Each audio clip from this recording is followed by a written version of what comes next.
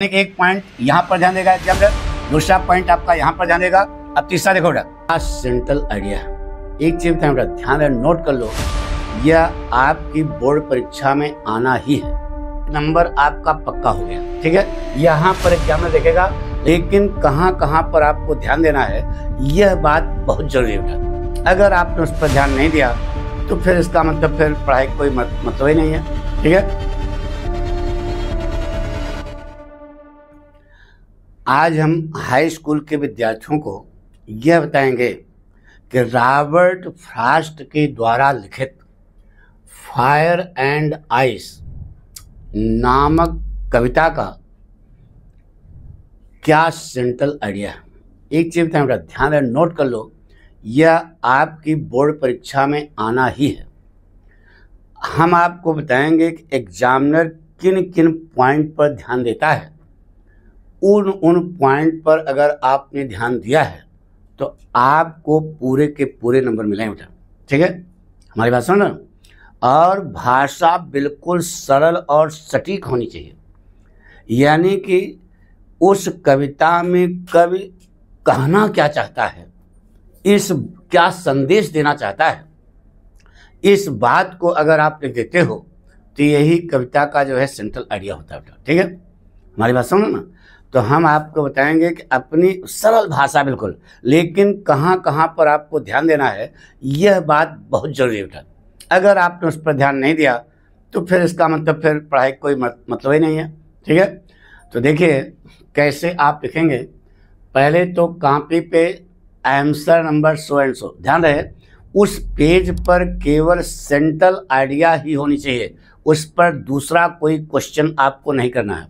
तो क्या करोगे, ऐसा लिखो कि वह सेंट्रल आइडिया उस पन्ने पर बिल्कुल बीचों बीच आना चाहिए। कहाँ आना चाहिए, बीचों बीच।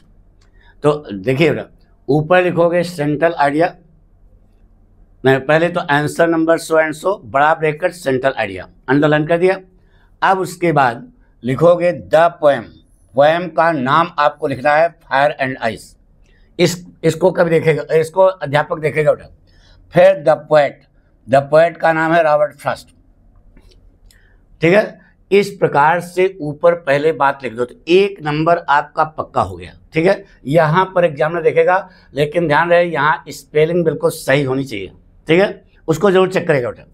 फिर उसके बाद क्या करो, लिखना शुरू करो यहाँ से। देखिए बेटा, the central idea of the poem fire and ice composed by Robert Frost is, क्या है वह पहले ही स्ट्राइक मारो बेटा, दैट टू पॉसिबल वेज, दो संभावित रास्ते, कैन एंड द वर्ल्ड, इस संसार का अंत कर सकते हैं। दो संभावित रास्ते इस संसार को समाप्त कर सकते हैं, संसार का अंत कर सकते हैं, यही मेन पॉइंट है। अब वो दोनों क्या है उसको व्याख्या कर दो, ठीक है। In the opinion of some people, कुछ लोगों की राय में, in the opinion of some people the world will end in fire, the world will end in fire, संसार जो है आग में समाप्त होगा। क्या, the world will end in fire and others opinion, और दूसरों की राय यह है कि क्या है कि it will end in ice, यह बर्फ में समाप्त होगी। संसार किस में समाप्त होगा, आग में समाप्त होगा या बर्फ में समाप्त होगा। अब ये आग और बर्फ क्या है, इसको क्लियर कर दो। नहीं, बहुत सरल सा बेटा। तो फायर का मतलब क्या है, फायर स्टैंड्स किसके लिए, for human desire, greed and anger, यानी कि आग का मतलब है मानव इच्छा, लालच और क्रोध।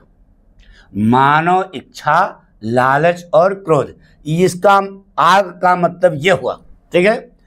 और जबकि आइस माने बर्फ किसका प्रतीक है, ice symbolises hated and indifference, यानी कि बर्फ जो है यह घृणा और उदासीनता का प्रतीक है।